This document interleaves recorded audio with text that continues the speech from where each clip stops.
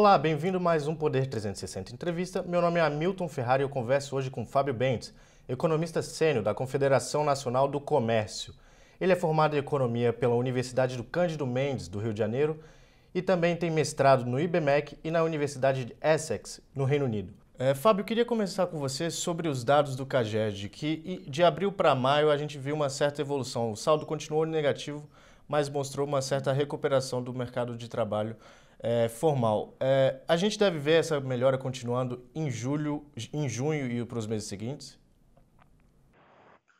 Bom, na realidade, o que a gente pode dizer é que o mês de abril foi o fundo do poço, ao que tudo indica, né? Especialmente no mercado de trabalho.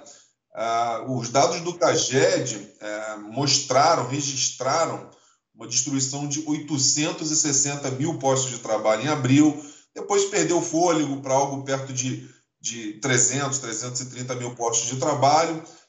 A tendência é a gente entrar num cenário que a gente costuma dizer de despiora ao longo do ano, ou seja, a gente ter quedas ainda, mas quedas menos acentuadas. De qualquer forma, o mercado de trabalho é um reflexo também do que ocorre em termos de isolamento social. Quer dizer, é toda uma cadeia nesse processo aí. Com mais empresas fechadas, a tendência é você ter realmente mais destruição de postos de trabalho.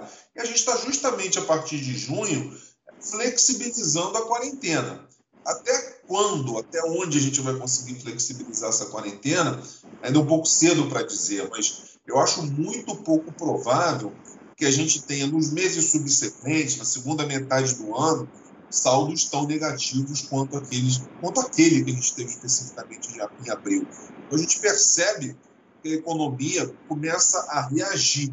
Ainda não é um processo de recuperação, porque ainda há perdas, mas já é um processo de reação e isso se reflete também no mercado formal de trabalho.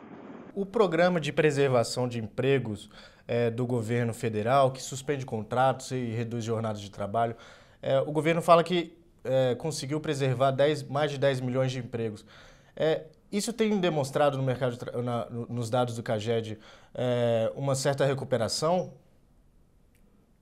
Eu acho que essa foi uma das medidas bem acertadas, né, tomadas pelo governo, porque ela não implicou em custos para o empresário, para o empregador, por exemplo, e do ponto de vista do empregado, ou seja, daquela parte mais frágil, né, na relação de trabalho, também implicou naturalmente numa preservação do emprego. Por que isso é importante?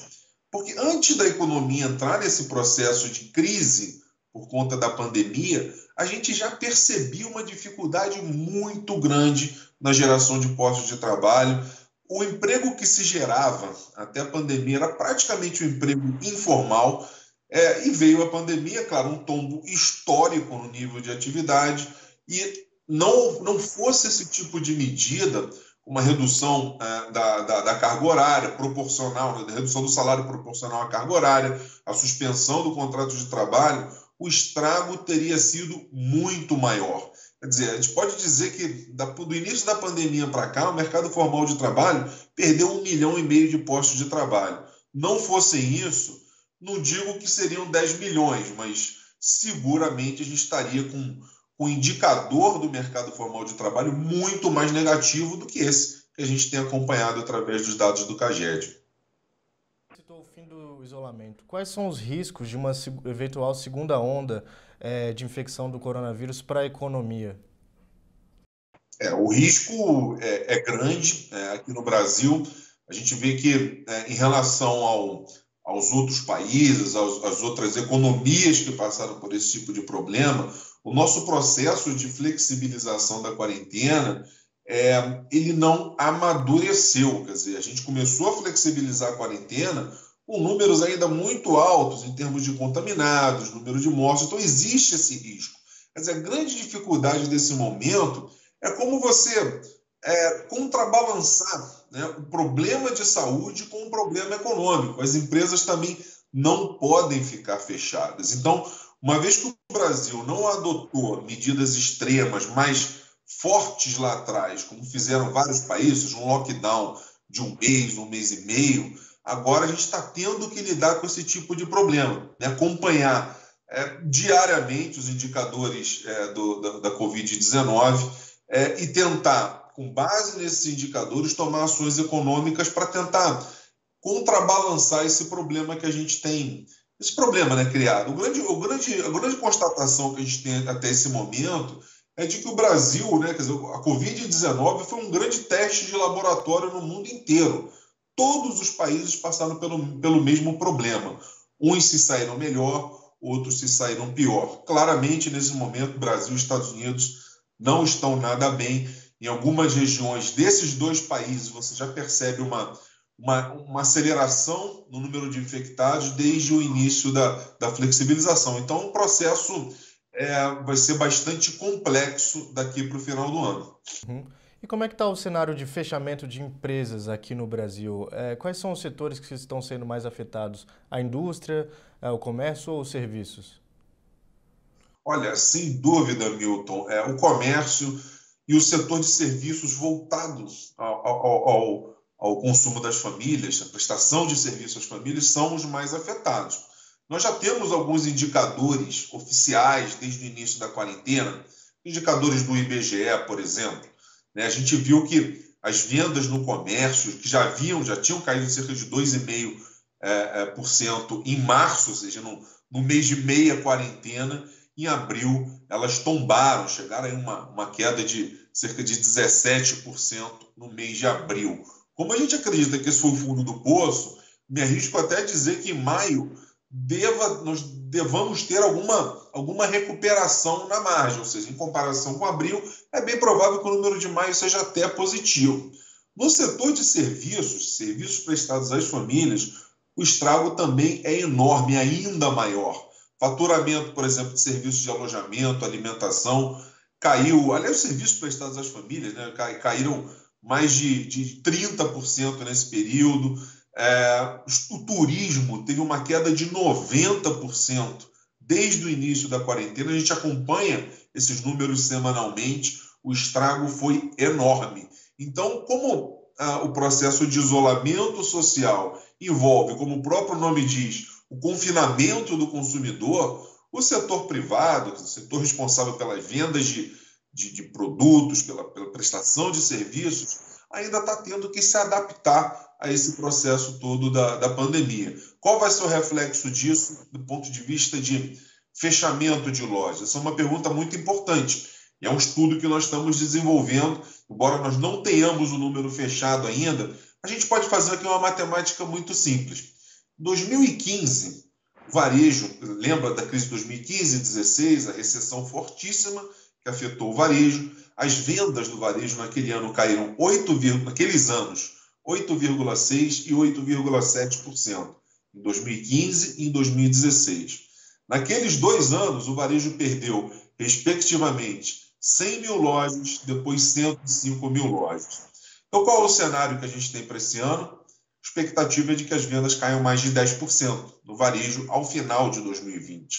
Então, uma matemática muito simples nos leva a acreditar que o fechamento de lojas no varejo em 2020 vai ser recorde em termos anuais e seguramente vai passar aí das 110 mil lojas. É claro que isso vai depender da própria evolução da pandemia, da reação do varejo a essa pandemia ao longo do ano, mas só o estrago que já foi provocado já permite a construção desse cenário com mais de 100 mil lojas fechadas novamente. Ou seja, o varejo, durante aquela crise, aquela recessão de 2015 e 2016, fechou mais de 220 mil lojas. Esse ano, aliás, no ano passado já havia um processo de recuperação. Agora, em 2020, infelizmente, a gente empurra esse número para baixo de novo. Esse deve ser um indicador que a gente vai divulgar em breve, provavelmente até o final de julho. Se abril foi o fundo do poço, Fábio, a gente deve ter uma recuperação de forma mais rápida, como disse o presidente do Banco Central, Roberto Campos Neto, que é uma recuperação em V, que é queda forte, seguida de recuperação rápida, ou a gente deve demorar um pouco para recuperar o nível pré-crise? Esse padrão de recuperação da economia criou uma sopa de letrinha, né? Tem recuperação em V, em W, tem até recuperação em L, se é que dá para chamar aquilo de recuperação. Não acredito que seja uma recuperação rápida, não. Por um motivo muito simples. O estrago já provocado durante essa crise foi de tal ordem que aquele processo de travamento do mercado de trabalho que a gente observava antes da pandemia começar, ele vai ter que ser novamente todo reconstruído. Na realidade de recuperação do mercado de trabalho, de lenta recuperação, vai ter que ser todo reconstruído. Quer dizer, a gente fez uma estimativa, só para você ter uma ideia, diante dos números que já saíram, números dados do CAGED, foram 1,5 milhão de postos de trabalho. A gente acredita que em 2020, só o emprego seletista, ou seja, só os dados do CAGED, devem produzir um saldo negativo de 2.800.000 postos de trabalho. O próprio governo espera também uma destruição de postos formais de trabalho nessa ordem. Ou seja, mais ou menos tudo que se perdeu na crise de 2015 e 2016.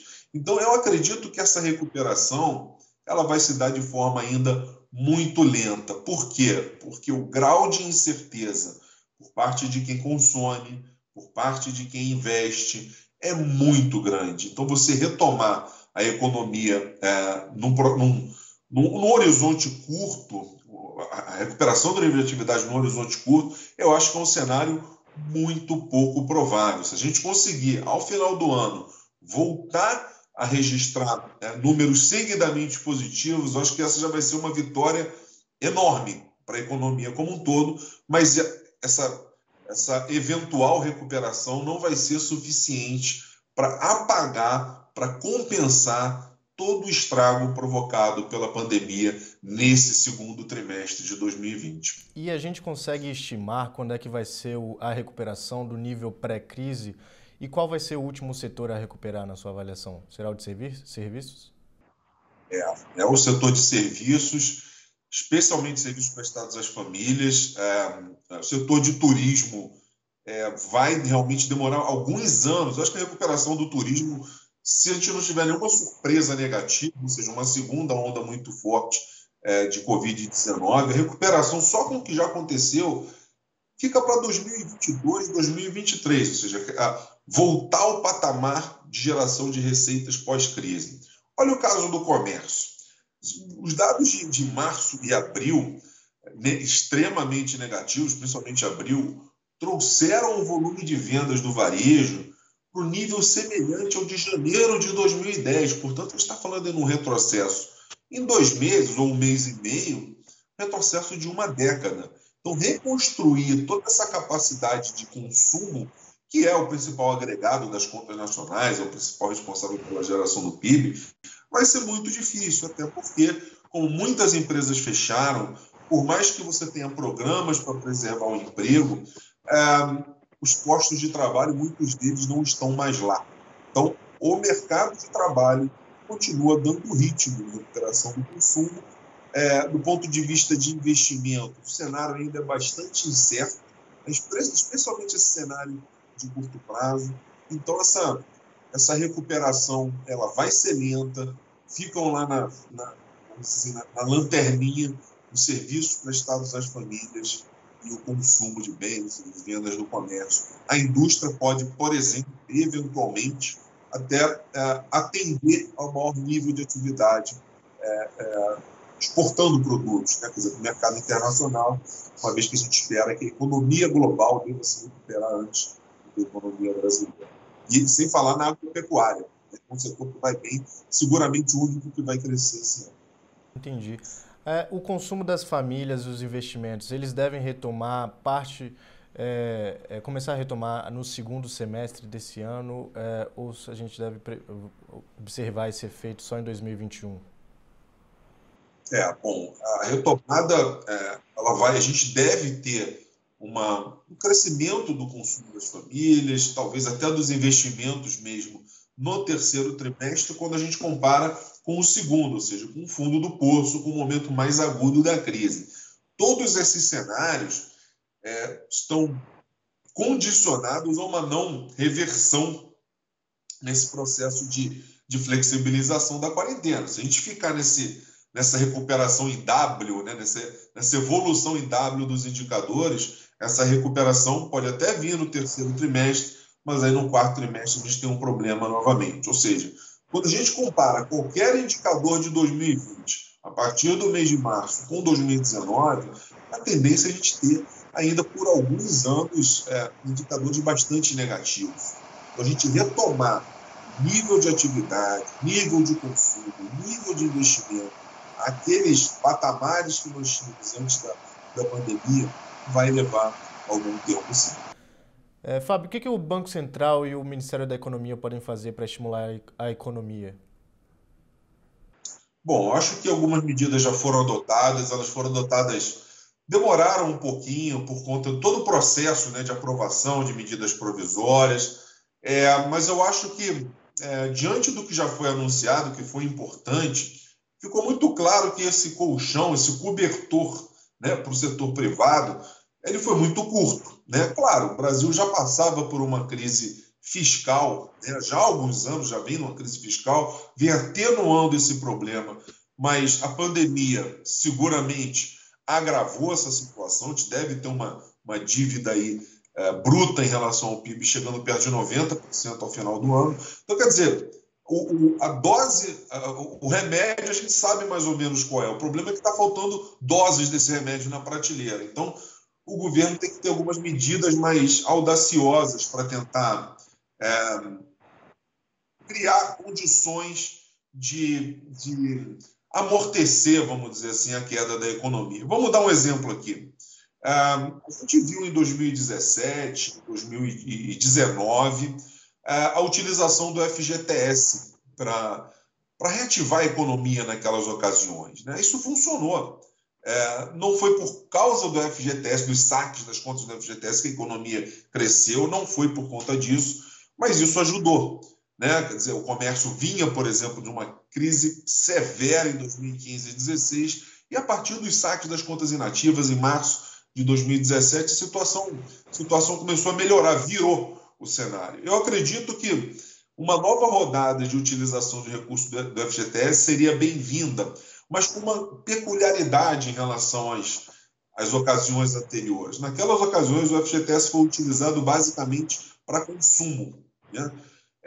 Por mais que o resultado tenha sido positivo, eu acredito que alguma flexibilização do FGTS para, por exemplo, utilização desse recurso para quitação de dívidas seria muito bem-vindo. O consumidor, a população, de um modo geral, está acumulando, né, endividamento, o orçamento está bastante exprimido nesse momento. Então, utilizar o FGTS, parte do eventual programa de saque do FGTS para quitação de dívidas, seria algo muito bem-vindo. Isso para quem está deficitário, que obviamente é a realidade da maioria da população. Mesmo para aqueles que não estão endividados, que não estão inadimplentes nesse momento, utilizar o FGTS para aplicação, por exemplo, no mercado de capitais, também seria uma boa medida para tentar aumentar o nível de poupança da economia. Isso já aconteceu lá em 2000, com a utilização do FGTS, os programas do FGTS para compra de ações da Vale, da Petrobras. Aquilo funcionou e, aliás, quem aplicou se utilizou do FGTS para aquele tipo de aplicação não tem do que reclamar. Os ganhos foram muito maiores. Isso é importante, porque isso atenderia o consumidor, ou seja, o detentor desses recursos, e também atenderia as empresas, porque as empresas estão precisando de recursos para investir nesse momento, vislumbrando um cenário mais positivo à frente. Isso seria uma medida interessante, pensar numa forma de utilização do FGTS, não só para consumo, mas principalmente para tentar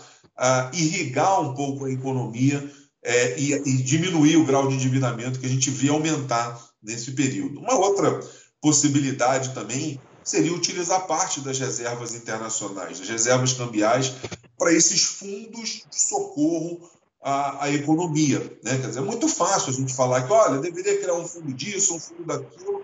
Ótimo, mas de onde vêm esses recursos? O Brasil já está com as contas públicas bastante estranguladas e tem lá um nível de reservas de cerca de 360 bilhões de dólares. Não tem país no mundo que tenha uma relação reservas cambiais em relação ao PIB tão elevada quanto o Brasil. Isso chega a 27% do PIB. Né? Então, utilizar parte das reservas para tentar internalizar esses recursos e criar algum fundo de socorro à economia seria muito bem-vindo. É bom lembrar que a reserva cambial tem como natureza, né, o acúmulo de reservas cambiais tem como natureza criar uma espécie de colchão de liquidez, uma espécie de seguro contra crises cambiais. A gente está passando por uma crise muito severa. Então, acho que essas duas medidas seriam interessantes para tentar injetar um pouco mais de capacidade de investimento na economia. E como é que fica a parte do crédito? Muito tem se reclamado pela falta de estímulos de empréstimos, financiamentos. O que o Banco Central, o que o governo pode fazer para estimular ainda mais nessa área que tem sido tão criticada? Uma excelente pergunta, Milton. Na realidade, seria uma terceira contribuição para a gente tentar aumentar a liquidez na economia, tentar alavancar a capacidade de investimento, seria estimular as instituições financeiras a conceder esses recursos que estão empossados nos programas criados pelo governo. A gente teve a MP 944, que foi a criação daquela linha de crédito para pagamento da folha das empresas. A realidade é que esse fundo que foi criado micou. As empresas que iriam tomar os recursos não conseguiam, algumas empresas nem queriam porque elas pagam, por exemplo, somente micro e pequeno empresário, ela paga o salário direto na mão do funcionário. Então, para que passar pelo banco e estar sujeito a uma tarifa? Enfim, a verdade é que da quantidade de recursos disponibilizados, uma parcela ínfima foi liberada. Como que a gente poderia estimular os bancos a desempossar esses recursos? É bom lembrar, os bancos estão acostumados a taxas de juros muito maiores do que aquelas previstas na MP e a um risco muito menor do que esse que a gente tem na pandemia. Então, você criou um desinteresse, um cenário de desinteresse para a concessão desses recursos.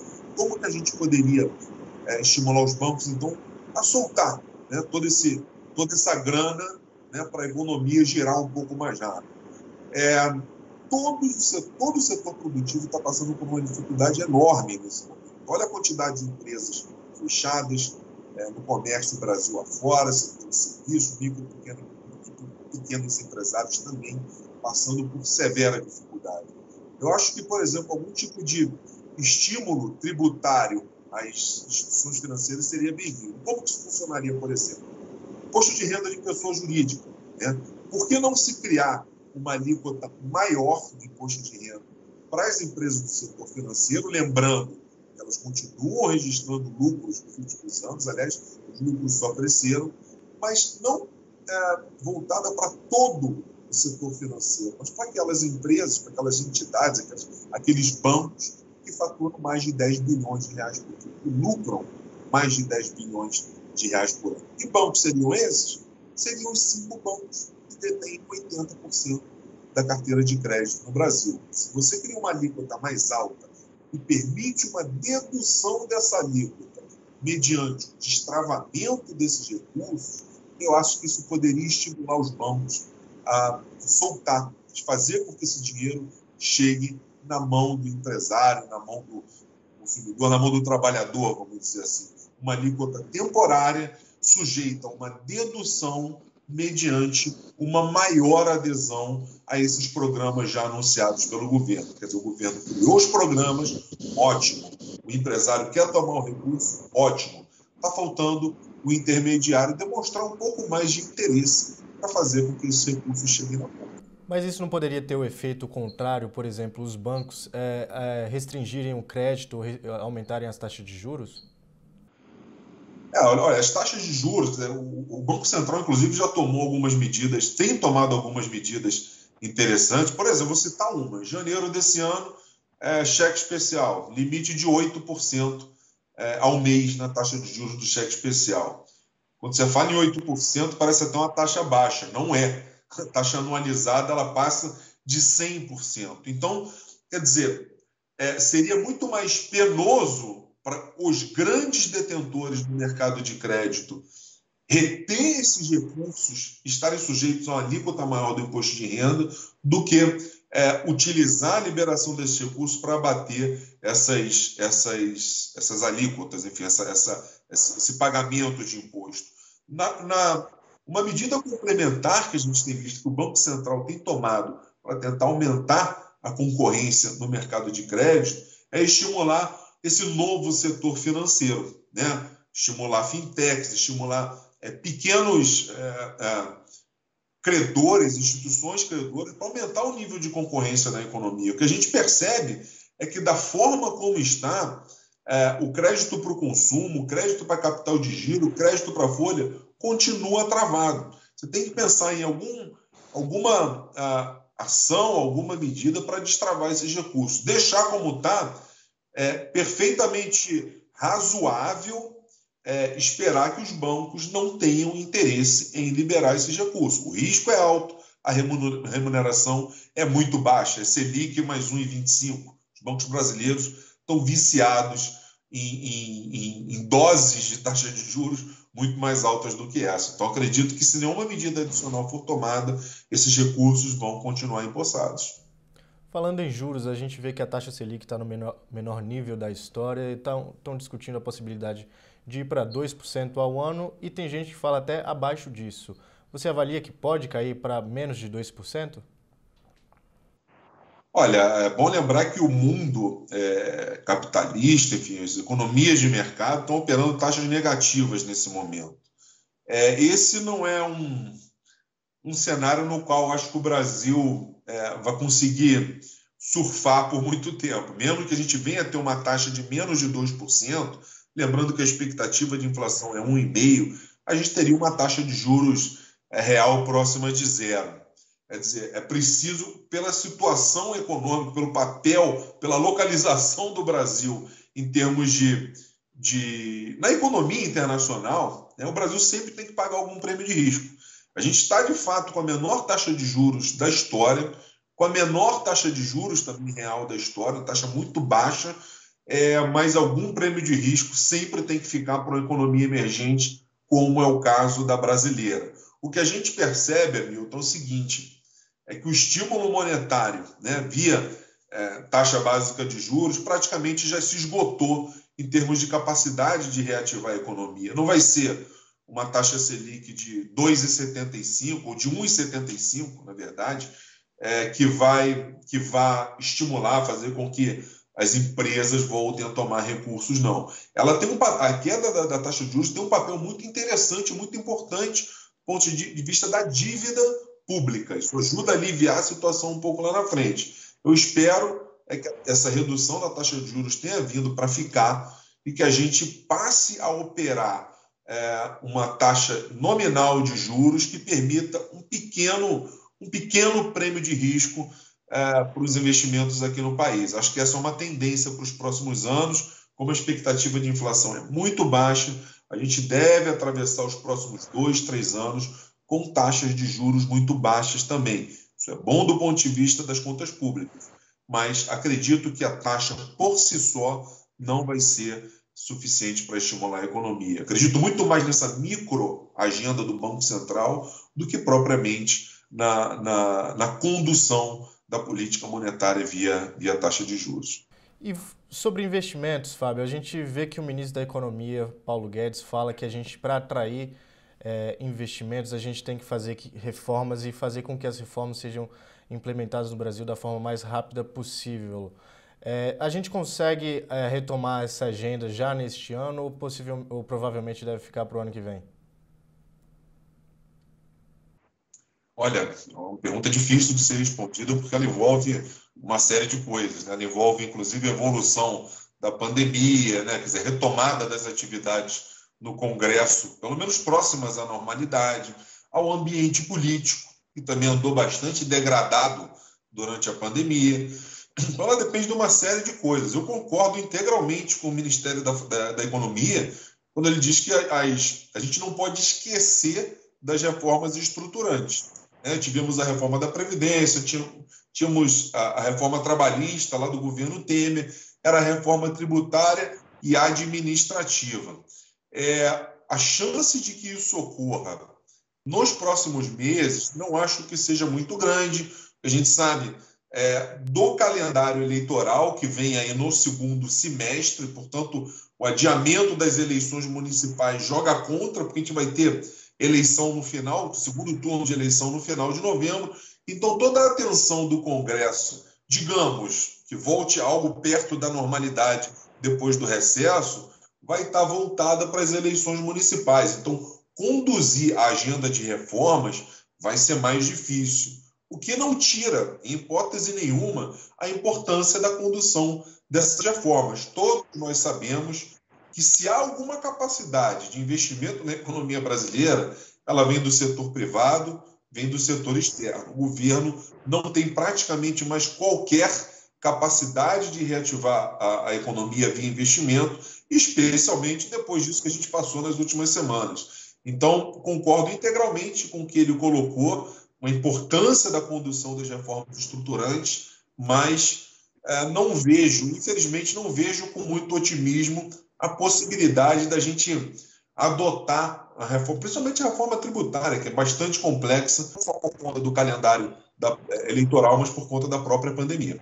Chegamos ao final de mais um Poder 360 Entrevista. Muito obrigado, Fábio, pela sua participação. Obrigado a você, telespectador, que está nos acompanhando pela internet.